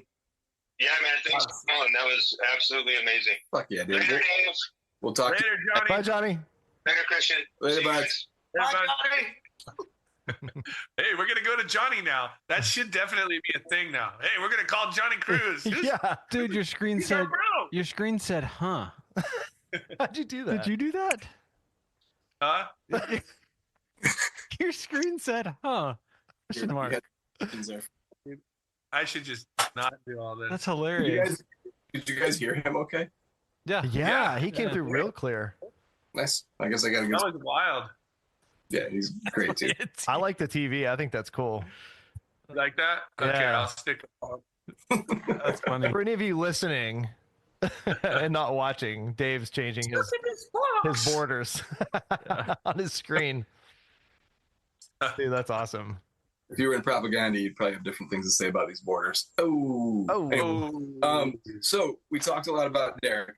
I'd like to get into to some of your parts, man, if that's cool with you. Yeah. I've always thought like you have like an incredible amount of restraint, right? Like you play very, like you serve the songs very well. I think the biggest thing that I've noticed is never stops. So well, first of all, let me ask: is that a rudiment in the lead up to the pause? Doing the little roll while Joey's talking about the SUVs. I can't even remember the song right now. Oh man! Wait a minute. Chris, is that a lead? Is that a rudiment? Here we got. Look at what we got over here. We got Chris Rest over here. What's up, Chris? Hey, Chris. We're getting all involvement from everyone. I can go find Big Bitch too. Yeah. He's Bring anyone on you want. I think it's just going to make it even better. This will be the most popular episode. We're going to have to beat Rhino's episode. Oh, impossible. No way. No one's beating Dude, that one. his episode is pretty well liked, so Fucking legend. That guy's a fucking legend. he is. He works for a legend too. He's worked for all the fucking badasses. Jesus Christ. It's time we talk about Bill. I was about to say, how has Bill No, Stevenson no, not we been can't, mentioned? we can't stray too far yet. You got to let me have my nerd Okay. moment. Yeah, Yeah, okay, go okay. for Let's it, get yeah. back I knew on this has topic. been eating at me for years. All right, so hopefully you can remember. Which part is this now? So never stops. It's the lead up to I think he's saying colors of democracy fly from every SUV. Misspelled bumper stickers here. What album is it? Blaze. Blaze. So funny. I play the song, but I can't like actually recall the part. Well, my biggest question is see, there's almost like there's the pause, right? And there's that little, it sounds like a cymbal wash that's been reversed. But you come in on the upbeat there. What's the song name? Never Stop. We're all gonna Here. listen to it. Hold on. It's this song. It won't come through. You know, we won't be able to hear it. Oh, It's on my phone. it's coming through. This song. Well, you can hear it because you're in the same house. No, we're Oh, really? isolated. I hear nothing.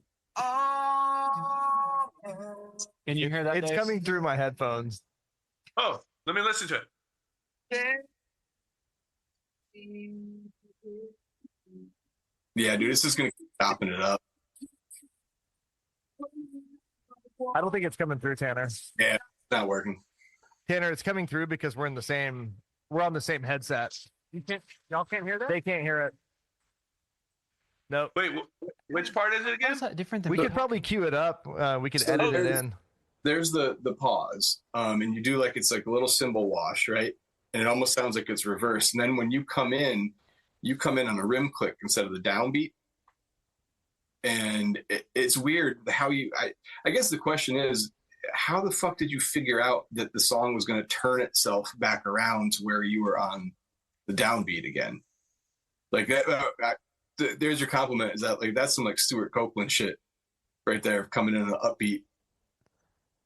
He's like, I can't remember Yeah, what the hell you're talking about. It's one of those things you just do. It's like if you think about it, it's like you can't remember.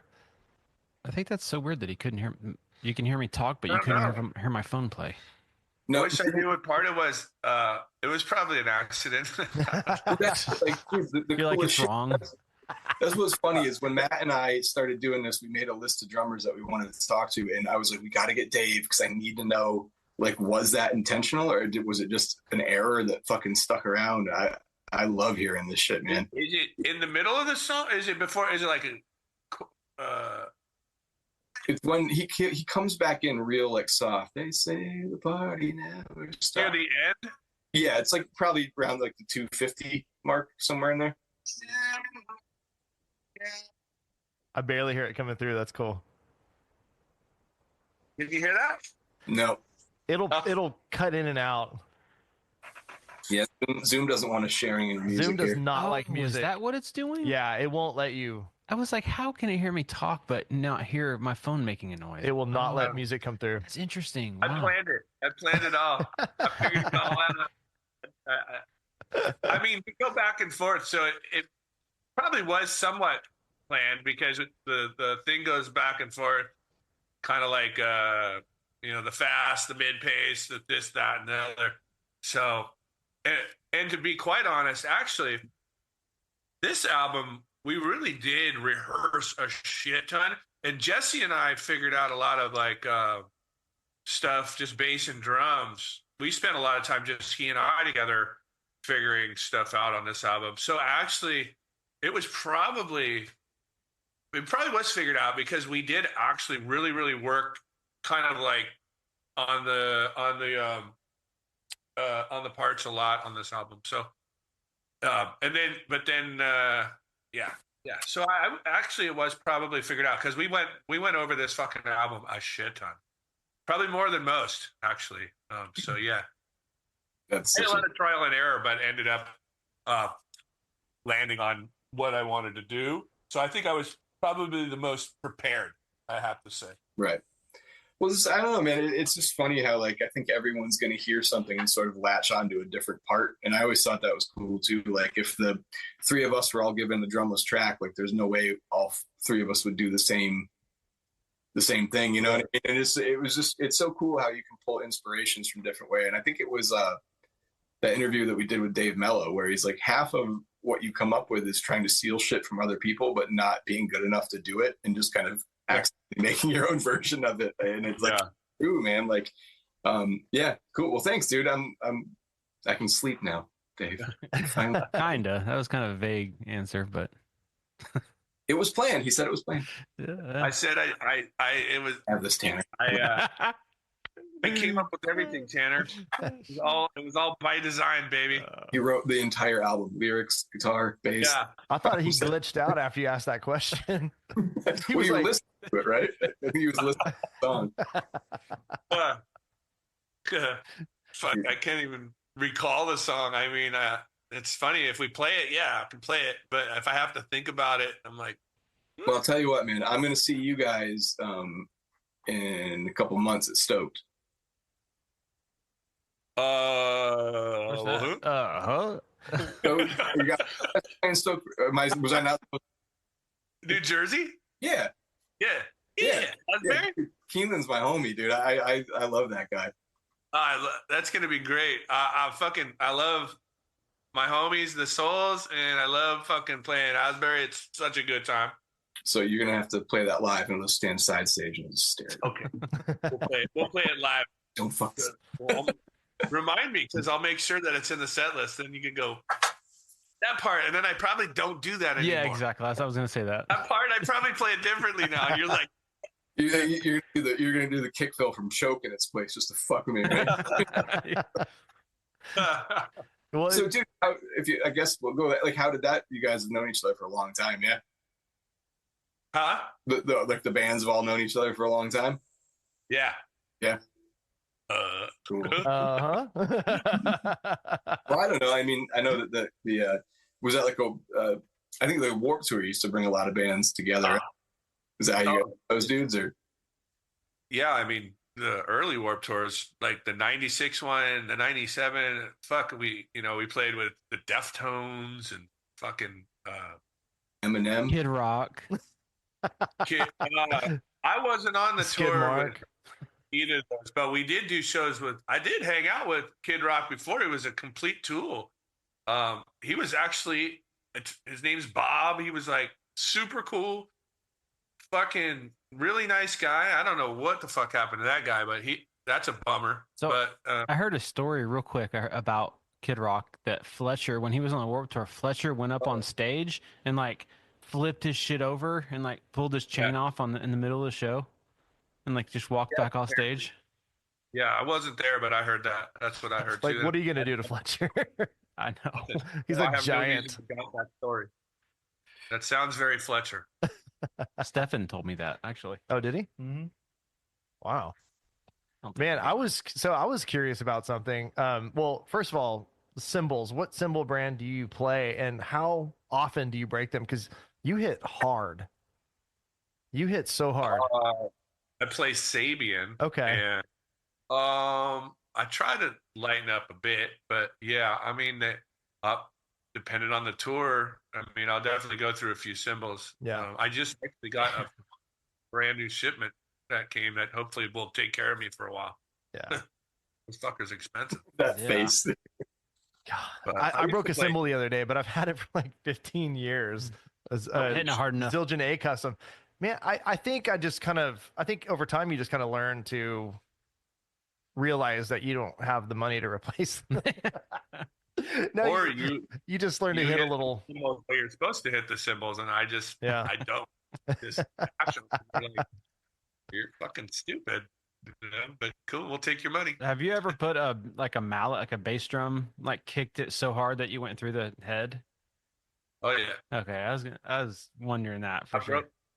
broke pedals, broke mallets, broke heads. Yeah, you hit that bass drum hard. You really just hit I mean- all the drums hard, honestly. Yeah, I mean, you probably harder than I should, but sometimes, I get excited. No, it's good. It brings a cool energy to it Fucking all. drums, man. Gotta hit them. Yeah. Well, and it's like the more people watching, the harder you hit, like the faster you play anyway. So I can imagine all the Hit them shows like you they guys owe play. you money. What's that? Hit them like they owe you money. Well, dude, so I guess now got me thinking too on that 26 kick drum. Do you raise your beater like way up to hit the center of the drum, or are you playing a little bit more towards the bottom? No, it's in the same spot. It's just where it is, whether I put it on a 24, just hit it same spot. Yeah. It would be a big ass beater if I had to, if it hit. That sucker would be about 3 foot long. Yeah, I got my first 24. I always do 20s or 22s, and I remember going to a 24 and trying to get the beater to hit the center of the drum, and I'm like, just Throw off all the No. geometry. doubles on that. Not gonna happen. I'm sorry, No. am I boring you, Dave? Hey, it's like midnight at Christian's. No. Where are you at, Tanner? I'm in Texas, but Christian's in New York. Right? I know you're in Texas. What room? Where is I'm that? at Where's Matt's. that room? I'm in Matt's studio. Oh, okay. Yeah, I'm like I can look like this and look at Matt. We're Oh, in the same building. You guys are like me and Joe. Yeah, we're like you and Joe, and we say, huh? Yeah, so that behind Tanner was my garage, and then we just redid everything and turned it into a studio. Awesome. Looks killer. Yeah, cool. it's it's awesome. And I'm in the process of sound treatment right now. I'm recording my first band next weekend, and like the first band in the new space. So Nice. I'm excited about that. That's fun in here, honestly. I kind of have it set up more of a drum. You know how drums are hard to record. You got to have all the mics. You got to have all the channels. You got to have the space. And so I'm Right. kind of marketing it towards, hey, you want to record drums? I got a good place for you. So Got you. yeah, I got you. But yeah, I just got to get people coming in. So that's the goal. That's the goal with this space. So It's always And so, speaking of recording, Bill Stevenson, you have recorded with him, like him have. watching you and telling you to do this and do that. yeah. Oh, That's man. fun. I want to know about that Yeah. experience. Huh? I said I want to know about that experience.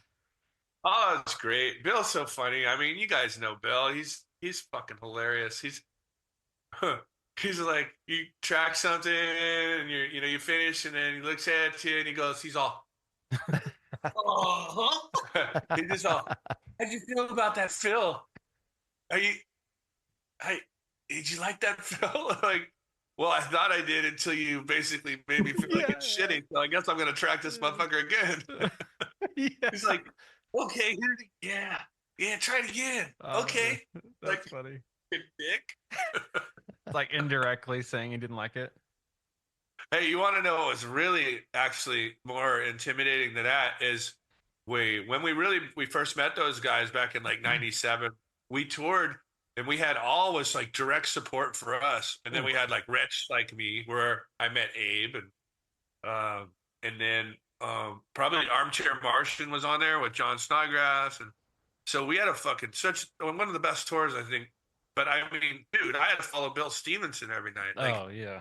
fucking living legend, the guy that, once again, when I was a kid growing up, listening to the Descendants song and Black Flag and, all that. So that was ridiculous. It's like fucking Bill every night. And then he would grab like handfuls of sticks and play he would play with his handfuls. He was just such a ham. He's so funny. He knows when you're watching too. So he leans into that shit pretty hard. He's like, he's fucking Bill. I mean, he knows we all love him. And so he's like, oh yeah, check this out. Then we're like, oh God. Yeah, and thankfully Rhino's up there recording all that video of him too. Every show. Oh, like at the shows, yeah. I love it. The Bill face. He plays a song So, yeah. different every time, literally. Yeah. Ogre. Drum ogre. Mm-hmm. Drum ogre, man. Yeah, I can imagine it's intimidating. I've never recorded at the blasting room, but he's actually mixing two of my band's songs right now. But that's completely different than being there, face to face. Yeah. Actually, you're laying down a drum track in front of him. You're gonna get an email being like, how do you feel about those parts? Yeah. How do you feel about that? You like that? Did you like that, Phil? He married to that? Like, He no, married to that. he's not. He's, interestingly enough, he's not. Obviously, you're in his presence and you want to do well, but he's not intimidating. He's actually super cool. Like when I was done tracking, when we were tracking there, and Jason Livermore's a great drummer as well. Played in Wretch Like Me, and I mean, Great guy. He's rad, and he's a homie. And so when I was done for the day tracking, we go and Bill would run out to there's taco truck, and he'd bring a bunch of tacos, and we'd sit in the kitchen around an island, Butcher Block Island, and we would just pound tacos. And then so the first day he brought in like 12. We just hammered them. He's all, oh, next day, tomorrow I'll get twice as many. So the next day I'm done, and we, as a treat to eat, he brings out all these tacos because he loves his taco truck, and we just pound those, and So I mean, he's not really intimidating. He's kind of rad, and he's super supportive, and he's funny. Like when he says that shit, and you're like, oh yeah, I guess that sucked, huh? But he's great. It's great, and he makes you play better, anyways. He really pushes you to do the best you can. Yeah, I went to the blasting room with my wife and daughter last year, and he gave us a tour. But I do photography, and he was going to let me take a portrait of him basically inside the blasting room, and he was like, people think I'm mean. I want one where it looks like I'm happy. He's like, I don't like people thinking that I'm hard, and so we did. Yeah. So I got a nice smile from him, and it's like one of my favorite photos. So yeah, he's a super sweet guy. Oh my God, Bill's the sweetest. He's a trip. I mean, Yeah. you got to know it. You got to hang out with him a while. I mean, I cooked a Thanksgiving dinner at his house when I was there tracking. I was there tracking with Good Riddance for the EP we did, the Phenomena of Craving, and so we got to go. I got to cook Thanksgiving dinner because it was during that time at Bill's house. I mean, back in 90, whatever the hell. Oh no, it would have been, I guess, 99 or 2000 when I was playing with Good Riddance. So Bill is super chill. He's so fucking funny too, and he's got stories. That motherfucker. All the Black Flag stories. I mean, all the old hardcore punk rock stories. He got them. He invited me over to his house last year for breakfast, and I walk in and he like talked to me. He made me feel important. He's just that kind of guy. No, I call him LL, living legend. I was like, I'll go, hey, what's up, LL, or whatever. He's totally a goofball for sure. He's the fucking goofiest bastard ever. So he puts you at ease pretty quickly, because the last thing you think about is drums, because he's so fucking goofy and does some weird shit. Like you're like, what the fuck just happened? He does all these weird things, like a rewipe where he'll wipe his ass. He'll go, if you go, Bill, rewipe, and he'll grab a piece of paper, reach down and fucking wipe his ass and stick it on the wall or something. I've heard about that. Yeah, I've heard we about toured that. together. He did that a few times, Oh my or God. I mean, it's fucking awesome. It's so fun. So yeah, trip on it. He's just a fucking funny guy. He's really nice and super smart, badass, and Is there anything that you do in any of the songs that are kind of a direct influence of Bill? Do you wipe your ass on your? That would be the closest I'd do as a rewipe. But oh hell, I don't know if I do anything. I mean, it's in there, but there's nothing. I'm sure the influences are all there. It's just there is something I try to do, because Bill does this thing. I tried to mix this, although this isn't really worked out, but I love when he does his like thing where he goes, or he'll go on the tom. He'll get on a rack tom and go do do do do do do do do do. Like he'll do a fill with the one hand. It's just like do do do do do do do. Yep. Those hangs where they hang it out. And, so just because your hand has to be, your left hand is pretty strong to do a real solid fucking bunch of fucking eighth notes like that. But otherwise, yeah, I don't know if I couldn't really tell you if it, probably just from listening to his music and watching him play, and trying to kind of work on more precise playing because he's pretty precise. He doesn't waste motion at all. Mhm. That guy fucking everything is there, and he lays in when he needs to, and then he lays back. He's super fucking solid and perfect. Perfect every day. Every time he plays is consistent. Yeah, I remember him So- talking about after his health issues that he was trying to play more efficiently. Yeah. And that's exactly what he's doing. You can tell. He's always been though very exacting, you know. So, but he doesn't waste any emotion at all. And I mean, fuck, dude, he fucking plays like a beast, and every single time you watch him play, and they're like one song to the next. Like they don't fucking waste time. They're just like shoot, bang, bang, bang, bang, bang. Have you seen that younger gentleman we interviewed that plays like Bill Scott? Probably Scott. hasn't because he's not on the Facebook thing. Oh, right. Well, I'm on maybe Facebook. he's friends with him. Check it out as much. Who's Scott? Matt, how do you say his last name? Scott. Mangino. He's a little Mangino. Bill Stevenson prodigy. Is he really? Yeah. Oh man, he's great. Oh, dude, you'd love his. We'll have to send you some stuff. He's excellent. Definitely. But it's That's cool wild. seeing how much Bill is influenced. I mean, what Scott we interviewed him a couple weeks ago, and I think he's like 21 maybe, and just like Oh. he's got that Bill, the finger movement down like tight. Kid's a monster. Oh, you know what? I think I have seen this kid play. He has like a stat. Every time I notice, every time I see him play, he's got like a stack of like PV amps behind him. Oh, really? Like I never seen so many PV amps in one place. I've got one little PV amp. That sucker got a need more. wall of PV amps. You just outed yourself as a bass player, buddy. That's right. Hey, Yeah. this picture from forever ago. It's like my favorite picture of Bill. Bill and I. Oh, I that's think cool. we were at Punk Rock Holiday, and he had just played, and I'm like, Bill, let's take a picture. and he's smiling, and it was just good times. And he just absolutely killed it, you know. And I think I'm wearing a Descendants hoodie too. Hoodie even. Perfect. Zip up even. Hoodie. I barely know him. Really? No, I'm dang near killed him. Joe's probably over there cracking up. He's like, these idiots. I know.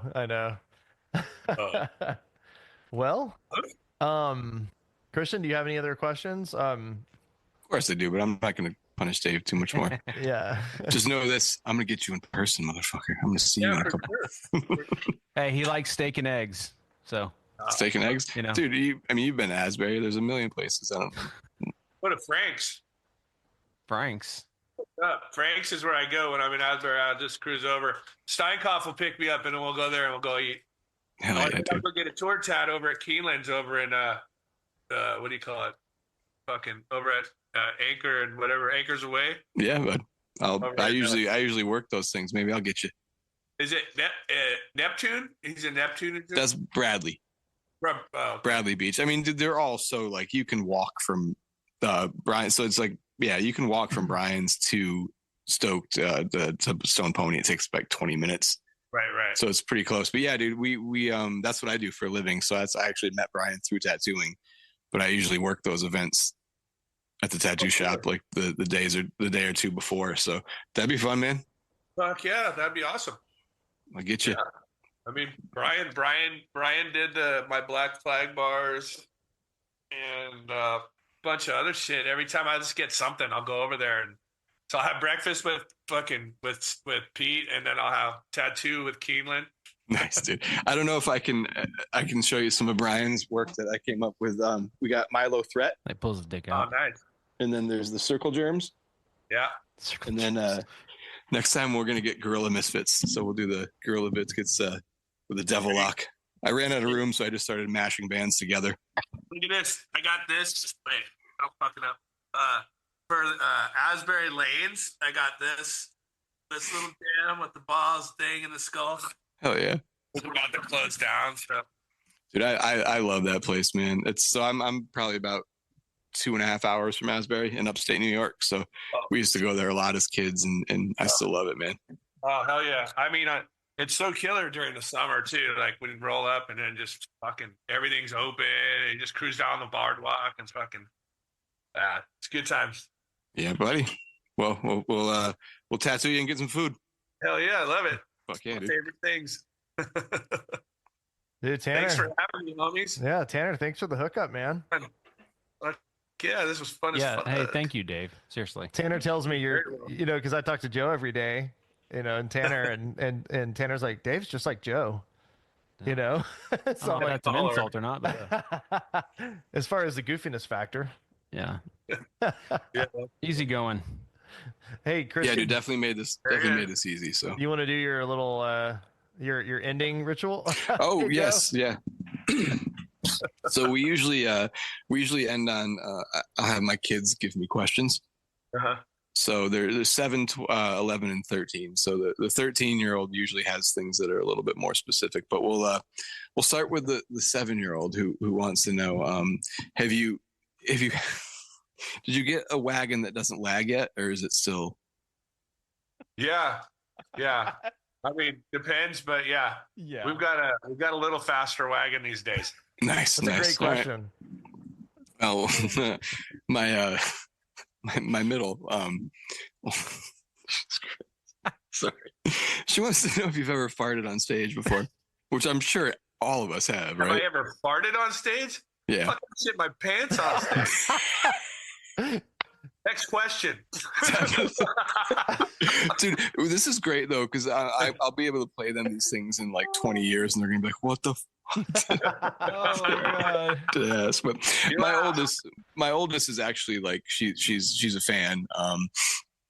She's a big fan of Lagwagon and Smoking Popes. So those are the two ones. When I told her who I was talking to, her she kind of bugged out a little bit. But her question is just more of like, what's like, can you think of a favorite song that you like to play live? Favorite song, like to play live. I really like playing. I mean, of newer songs, "Surviving California" is fun as fuck to play because it's it's a Little Joe song, and it's just kind of fun because it's just all kind of wacky and all over the place. So Oh yeah, obviously, "Rifle's" always fun to play, because it's a big drum bass song, and it's a nice little tribute always to Derek, and so that's fun. I feel like that was the best question asked all night. I know, right? which one, about shitting his pants? Well, that one too. That was the second best one. But so when we meet at that show, can we leave that part out of it? We'll just do the food and the tattoos and Yeah, absolutely. the no pooping. Hey. My daughter Lee and her friend Abby. She's about to go to a sleepover, so she's telling me goodbye. Bye, you guys. Bye, guys. I am. That's Dave. Bye, Tanner. Bye. Hey Lee, you remember that Bye. video of you dancing when you were little, and that music was playing? You were listening to Lagwagon. You were listening to his band.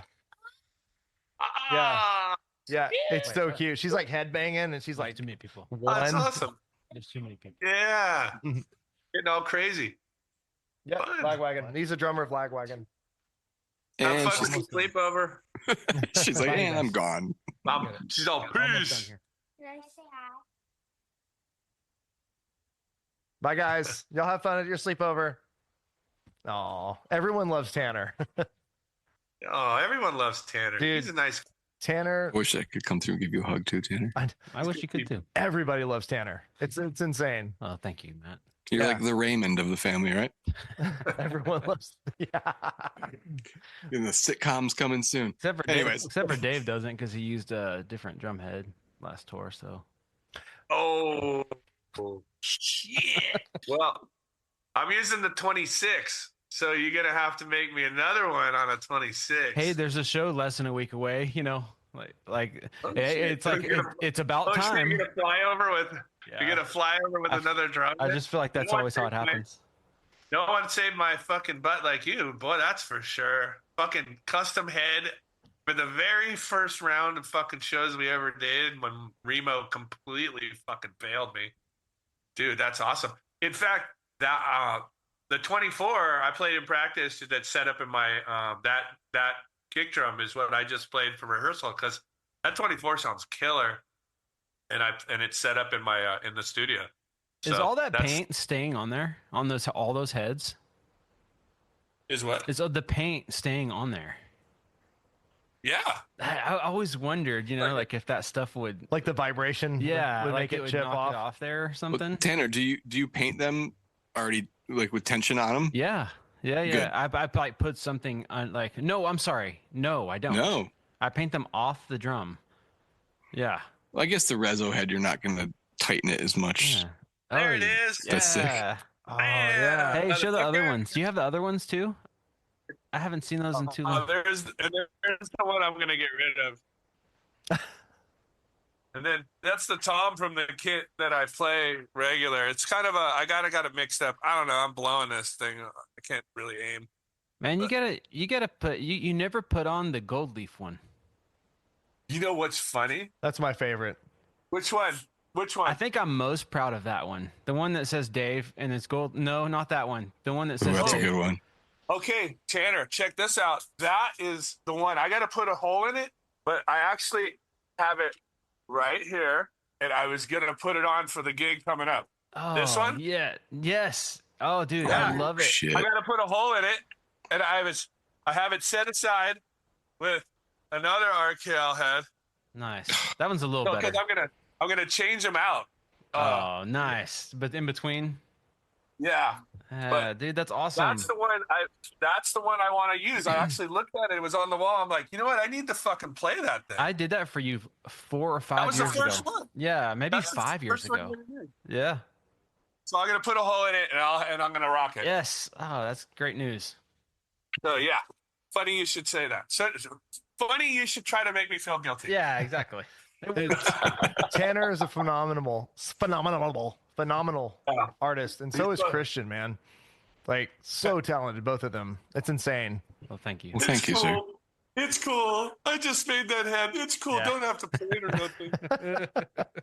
Yeah, he's good at making you feel awful, isn't he? I'm pretty good at it. Yeah. Yeah. You'll learn that about Tanner. Yeah. Good thing I don't really get guilty. Don't give a fuck. All right, you guys. I gotta feed these guys because they're looking at me. They're like, Chris is all here now, and he's all pissed off. Bye, Joe. Yeah. Chris pissed offerson. what's up, Chris? Be hangry. He's getting hangry. You guys Awesome. have Well, a dude, thank you wonderful so night. much for your time. It was Yeah. good chatting with you. Thanks, guys. I appreciate it. It's Yeah, been dude. fun. Yeah. Pretty See you good. later. We'll See you at the next show. week.